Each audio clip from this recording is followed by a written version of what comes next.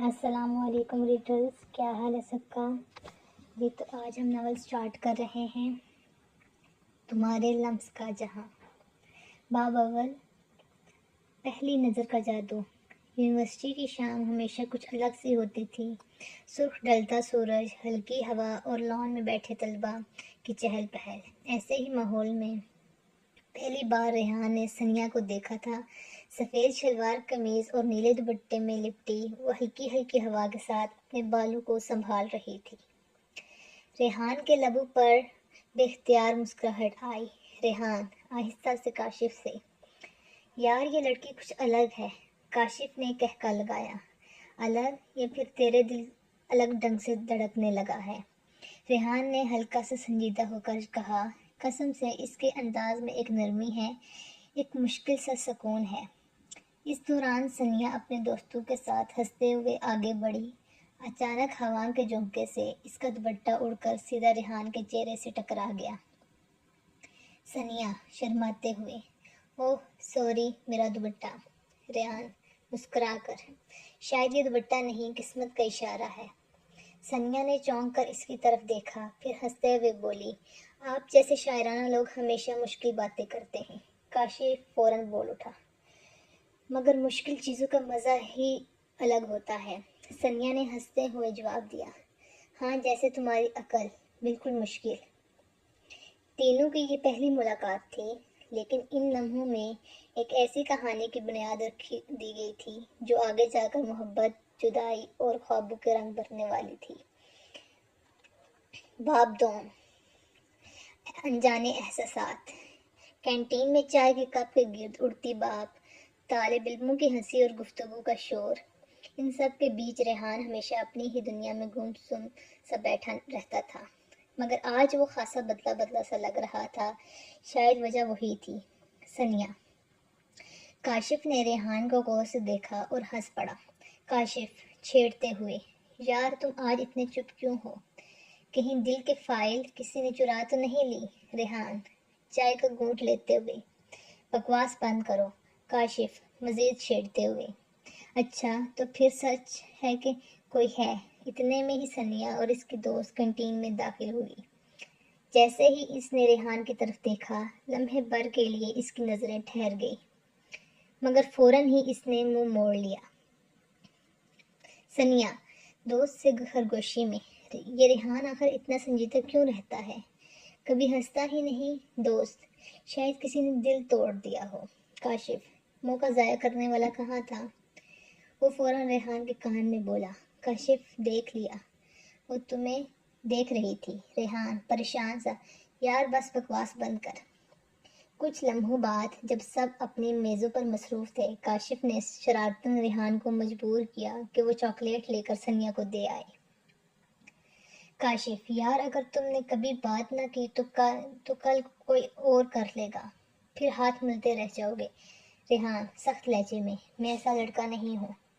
کاشف مسکرا کر، اور وہ ایسی لڑکی نہیں لگتی جو غلط سمجھ لے، جاؤ بس جاؤ۔ ریحان نے ہچکچاتے ہوئے قدم بڑھائے، دل کی دھڑکن تیز، ہتھیلیاں پسینے سے بھیگتی ہوئی۔ ریحان آہستہ سے، ثنیا یہ آپ کے لیے۔ ثنیا حیرت سے، میرے لیے لیکن کیوں؟ ریحان مسکرا کر، شاید اس لیے کہ آپ مشکل لگتے ہیں، اور کاشف کہتا ہے کہ مشکل چیز کا مزہ الگ ہی ہوتا ہے۔ ثنیا ہنس پڑی، اس ہنسی میں معصومیت بھی تھی اور شرارت بھی۔ ثنیا اور میں کہتی ہوں تمہارا دماغ بھی اتنا ہی مشکل ہے جتنا تم مجھے سمجھتے ہو۔ اس ایک لمحے نے دونوں کے بیچ ایک نیا تعلق جنم دیا۔ دل ہی دل میں دونوں کو احساس ہو گیا کہ یہ کہانی اب صرف کلاس یا کینٹین کی باتوں تک محدود نہیں رہے گی۔ رات کو جب ثنیا اپنی ڈائری میں کچھ لکھ رہی تھی تو پہلی بار اس نے ریحان کا ذکر کیا۔ پتہ نہیں یہ لڑکا کیوں اتنا مختلف لگتا ہے، نہ زیادہ بات کرتا ہے نہ مسکراتا ہے، لیکن پھر بھی دل کو سکون ملتا ہے جب وہ قریب ہو۔ اور دوسری طرف ریحان کھڑکی کے پاس بیٹھا سوچ رہا تھا، شاید یہ وہی لڑکی ہے جو میری خاموشیوں کو بھی سمجھ سکتی ہے۔ باب نمبر 3، احساس کی پہلی لہر۔ صبح کی نرم دھوپ یونیورسٹی کے لان میں پھسلتی ہوئی سبز گھاس پر پڑ رہی تھی۔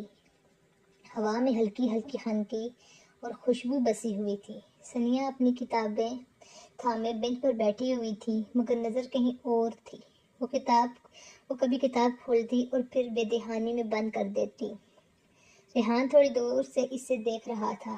اس کی آنکھوں میں وہی سوال تھا جو کل شام کیفے میں پوچھا تھا، تم اتنے مشکل کیوں ہو؟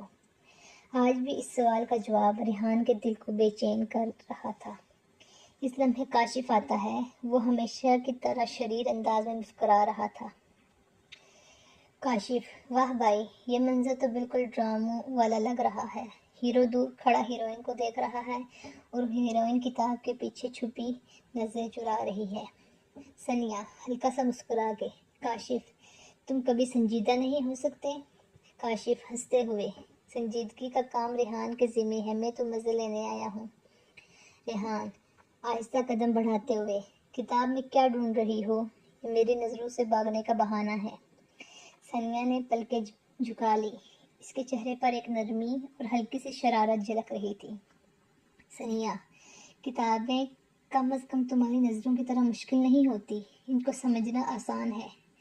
ریحان نے بینچ کے قریب آ کر گہری نظروں سے اسے دیکھا۔ ریحان: کبھی کبھی آسان چیزیں دل کو نہیں لگتی، مشکل چیزیں ہی دل پر راج کرتی ہیں۔ ثانیہ کا دل ایک لمحے کو دھڑکنا بھول گیا۔ کاشف فوراً بیچ میں کود پڑا۔ کاشف: واہ یار، یہ مکالمے تو فلمی ہیں، لیکن اصل میں تو یہ کہانی بہت دلچسپ ہو رہی ہے۔ مجھے لگتا ہے تم دونوں کے درمیان کچھ ہے جو آہستہ آہستہ کھل رہا ہے، ثانیہ نے شرارت سے کہا۔ کاشف: تمہیں نا جاسوس بننے کا بہت شوق ہے، اگلی بار تمہیں ناول لکھنے کا ایوارڈ ضرور ملے گا۔ ریحان نے آہستہ کہا، اتنا کہ صرف ثانیہ سن سکے۔ اگر میرا دل ناول ہوتا نا تو اس کی ہر لائن میں تمہارے ذکر ہوتا۔ ثانیہ نے چونک کر اس کی طرف دیکھا جیسے دل پر گہرا اثر ہوا ہو، مگر اگلے ہی لمحے مسکرا کے نظریں جھکا لی۔ اس دوران کلاس کی بیل بجی، سب طلبہ ہال کی طرف جانے لگے۔ ثانیہ نے اپنی کتابیں سمیٹی اور تیزی سے اٹھ گئی۔ ریحان نے اسے جاتے دیکھا تو زیر لب کہا، تم واقعی مشکل ہو، مگر شاید اس لیے مجھے پسند ہو۔ کاشف نے ریحان کے کندھے پر ہاتھ مارا۔ دوست، لگتا ہے تمہاری مشکل آسان ہونے میں ابھی وقت ہے، اور تب تک میں تمہیں چھیڑتا رہوں گا۔ ریحان نے مسکرا کر کہا، ہاں، اور میں تب تک انتظار کروں گا جب تک وہ خود آسان ہونا نہ چاہے۔ باب نمبر 4۔ صبح کی ہلکی ہلکی دھوپ نے کمرے کو روشن کر رکھا تھا۔ ثانیہ یونیورسٹی جانے کی تیاری کر رہی تھی۔ آج اس کے دل میں کچھ عجیب سا اضطراب تھا۔ ریحان کا رویہ کبھی اتنا سخت اور کبھی اتنا نرم کیوں ہو جاتا تھا؟ یہ سوال بار بار اس کے دل کو الجھا رہا تھا۔ کاشف دروازے پر آیا اور ہنستے ہوئے بولا، کاشف، یونیورسٹی جانے کا موڈ تو ہے نا؟ ویسے آج لگ رہا ہے کہ کسی نے پوری رات کوئی سویا نہیں۔ ثانیہ مسکرا کے، تم جاسوس ہو یا دوست؟ کاشف، دوست بھی اور کبھی کبھی دل کا حال جاننے والا بھی۔ ریحان نیچے لان میں کھڑا تھا، ہاتھ میں کافی کا مگ اور آنکھوں میں وہی سنجیدگی جیسے وہ دنیا کا بوجھ اٹھائے ہوئے ہو۔ ثانیہ نے نیچے اترتے ہوئے اسے دیکھا، مگر بات کرنے کی ہمت نہ ہوئی۔ کاشف نے موقع بنایا اور بولا، کاشف، یار ریحان، اتنی سنجیدگی اچھی نہیں لگتی، کبھی ہنس بھی لیا کرو۔ دیکھو لڑکیاں تو ڈر جاتی ہیں۔ ریحان ثانیہ کو دیکھتے ہوئے، جو واقعی دلیر ہو وہ کبھی نہیں ڈرتا۔ یہ جملہ ثانیہ کے دل کو چھو گیا۔ وہ جانتی تھی کہ یہ الفاظ اسی کے لیے کہے گئے ہیں، مگر ریحان کے لہجے میں ایسی گہرائی تھی کہ اس کے قدم لمحہ بھر کو رک گئے۔ یونیورسٹی کا ماحول۔ لیکچر ہال میں پروفیسر لیکچر دے رہے تھے، مگر ثانیہ کا دھیان بار بار ریحان کی طرف جا رہا تھا۔ وہ کمرے کے پچھلے حصے میں بیٹھا کتاب کھولے کچھ لکھ رہا تھا۔ کبھی کبھی وہ نگاہ اٹھا کر سامنے دیکھتا اور جیسے اس کی نظر سیدھی ثانیہ سے ٹکراتی۔ ثانیہ دل میں، آخر یہ کیسا بندہ ہے، کبھی اتنا دور کبھی اتنا قریب۔ کلاس کے بعد کاشف نے سب کو کیفے لے جانے کی ضد کی۔ وہاں سب دوستوں نے مل کر کھانے کا پلان بنایا۔ کاشف نے ہنستے ہنستے کہا، کاشف، ریحان تمہاری خاموشی کبھی کبھی ایسے لگتی ہے جیسے ناول کا ہیرو ہو۔ ریحان ہلکی مسکراہٹ کے ساتھ، ہیرو کہانیوں میں اچھے لگتے ہیں، حقیقت میں وہ ہمیشہ اکیلے ہوتے ہیں۔ یہ جملہ میز اور ایک لمحے کی خاموشی لے آیا۔ ثانیہ نے نظریں جھکا لی، اس سے لگا جیسے ریحان کے لفظ سیدھا اس کے دل پر چوٹ کر گئے ہوں۔ شام کا لمحہ، گھر واپسی پر ریحان نے ثانیہ کو گیٹ کے قریب روک لیا۔ پہلی بار اس کی آنکھوں میں کچھ نرمی اور بے چینی جھلک رہی تھی۔ ریحان، ثانیہ تم واقعی مشکل ہو۔ ثانیہ چونک کر، کیا مطلب؟ ریحان ہلکی مسکراہٹ کے ساتھ، تمہیں سمجھنا آسان نہیں لیکن شاید اس لیے تم اچھی لگتی ہو۔ ثانیہ کے دل کی دھڑکن تیز ہو گئی اور کچھ کہنا چاہتی تھی مگر الفاظ اس کے لبوں تک نہ آ سکے۔ کاشف دور سے یہ منظر دیکھ رہا تھا اور اس کے چہرے پر وہی شرارتی مسکراہٹ تھی۔ کاشف آہستہ سے، دل میں کہانی اب رنگ پکڑ رہی ہے۔ باب نمبر 5، تمہارے لمس کا جہاں۔ شام ڈل رہی تھی، آسمان پر ہلکی سرخی پھیلی ہوئی تھی اور یونیورسٹی کا لان تقریباً خالی ہو چکا تھا۔ درختوں کی ٹہنیوں سے جھولتی ہوا میں ایک عجیب سا سکون تھا۔ ریحان ہاتھوں کو جیب میں ڈالے آہستہ آہستہ چل رہا تھا۔ اس کے دل میں کئی سوال تھے مگر لب خاموش۔ اچانک اسے وہی آواز سنائی دی، ثانیہ ہلکی مسکراہٹ کے ساتھ، ہمیشہ کی طرح اکیلے سوچوں میں کھوئے رہتے ہو؟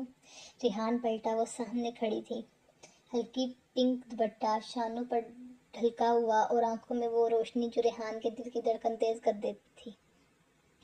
ریحان مسکراتے ہوئے، تمہیں کیا لگتا ہے میں سوچوں میں اکیلا ہوں؟ شاید تمہارے خیال ہی تو مجھے تنہا نہیں رہنے دیتے۔ ثانیہ کی پلکیں جھک گئی، جیسے وہ بات دل کو چھو گئی ہو۔ وہ آہستہ سے گھاس پر بیٹھ گئی اور زمین پر چھوٹے چھوٹے لکیر کھینچنے لگی۔ ثانیہ شوخی سے، تو پھر بتاؤ میرے خیالوں میں کون سا رنگ سب سے زیادہ نمایاں ہے؟ ریحان قریب بیٹھتے ہوئے، وہی رنگ جو تمہاری ہنسی میں ہے، وہی رنگ جو تمہاری آنکھوں میں چمکتا ہے۔ کاشف اچانک پیچھے سے آیا اور دونوں کے درمیان بیٹھ گیا۔ اس کے ہاتھ میں آئس کریم تھی۔ کاشف ہنستے ہوئے، واہ بھائی، یہاں شاعری کا مقابلہ چل رہا ہے اور میں تو صرف آئس کریم لے کے آیا تھا۔ اس کا سیکنڈ پارٹ کل کے ایپیسوڈ میں انشاءاللہ۔